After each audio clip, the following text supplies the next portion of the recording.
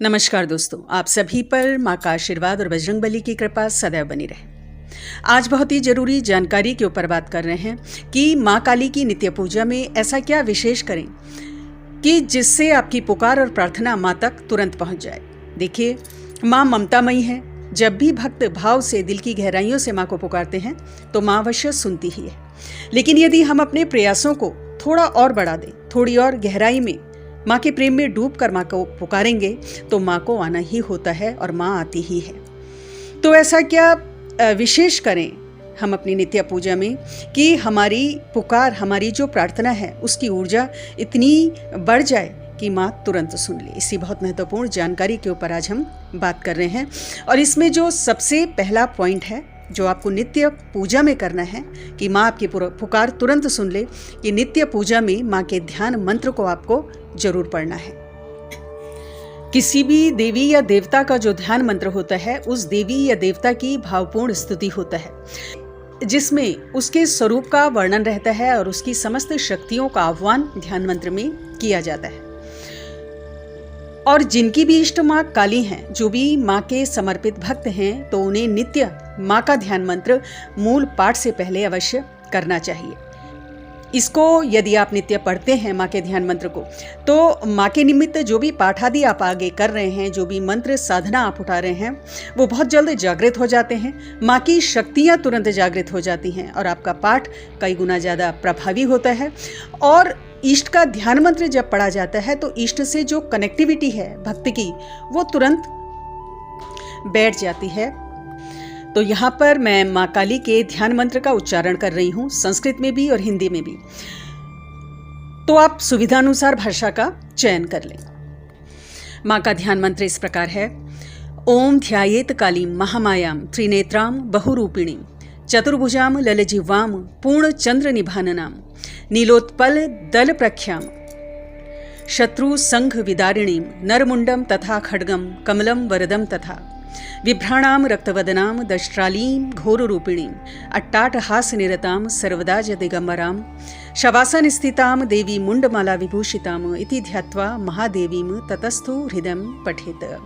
तो ये संस्कृत में माँ का ध्यान मंत्र है। इसको आप अच्छी तरह से याद कर लें, स्मरण कर लें। ज़्यादा मुश्किल नहीं है। कॉपी पर नोट करके कुछ दिन आप इसको लगातार रिपीट करेंगे तो आपको अच्छी तरह से स्मरण हो जाएगा। इसका हिंदी का जो भावार्थ है वो भी मैं बता रही हूँ। जिनको संस्कृत पढ़ने में कठिनाई है वो हिंदी का भावार्थ याद करें और रोज नित्य पूजा में इसको पढ़ें। महामाया त्रिनेत्रा, अनेकानेक रूपों में जगत में व्याप्त, चार भुजाधारी, लपलपाती हुई जिह्वा वाली, पूर्ण चंद्रमा के तुल्य मुखारविंद वाली,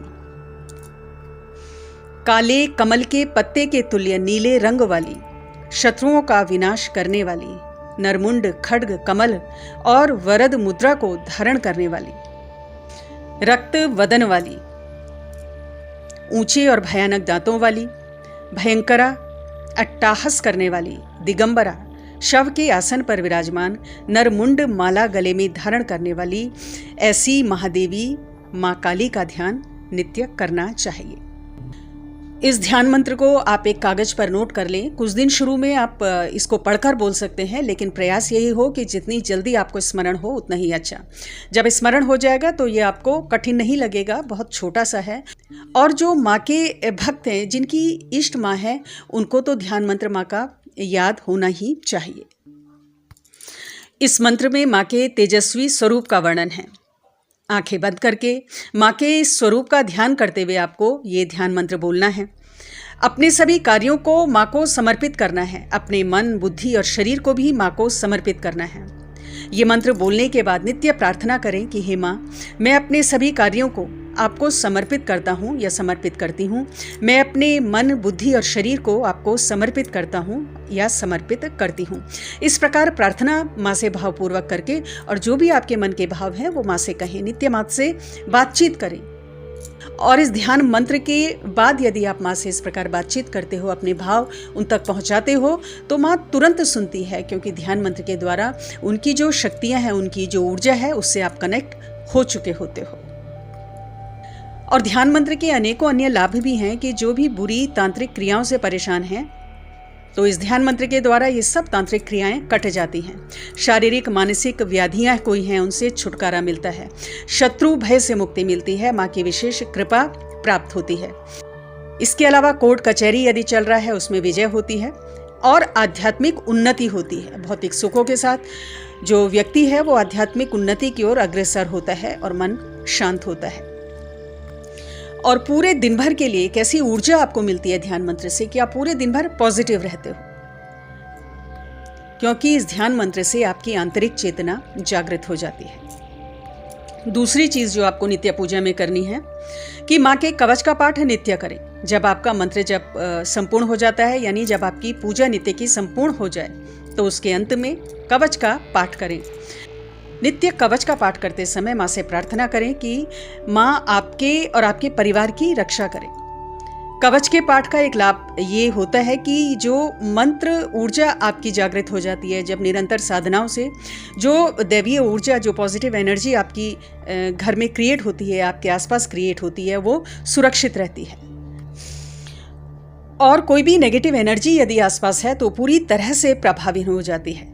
वैसे भी जहाँ माँ के मंत्रों का जप होता है, जहाँ माँ के कवच का नित्य पाठ होता है, तो उस स्थान में कोई भी नकारात्मक ऊर्जा टिक नहीं पाती, समाप्त हो जाती है। नित्य कवच के पाठ करने से घर की सुरक्षा के अलावा ये भी होता है कि घर में जो भी संतान हैं, बच्चे आपके हैं, वो सद्बुद्धि उनकी होती है, कोई भी नेगेटिव अटैक, साइकिक अटैक उनके ऊपर नहीं होता है और उनकी जो बुद्धि है वो विवेकपूर्ण रहती है। तो इसीलिए कवच का पाठ हर माँ के भक्त को नित्य करना चाहिए। तीसरी चीज़ जो करनी है कि माँ के निमित्त जो भी आप साधना उठा रहे हैं, मंत्र उठा रहे हैं, कोई पाठ उठा रहे हैं, तो संकल्प उठाकर करें। यदि पूजा में आप नए हैं तो रोज 3 माला, 1 माला, 5 माला तक आप संकल्प उठाकर करें।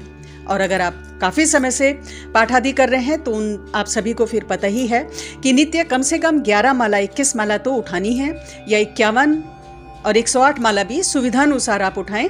21 या 41 दिन का संकल्प लेके, और संकल्प अधिक भी हो सकता है। यानी तो जब आप संकल्प लेकर कोई भी पाठ उठाते हो तो कई गुना ज़्यादा प्रभावी होता है। संकल्प का अर्थात एक धारणा आपने बनाई, अपनी उस धारणा को आपने धारण किया। जब आप कोई भी संकल्प उठाकर पाठ करते हो तो जो एनर्जीज हैं वो तेजी से आपकी तरफ अट्रैक्ट होती हैं और आपके जप की ऊर्जा सुरक्षित रहती है, बिखरेगी नहीं, वो कलेक्टेड रहेगी।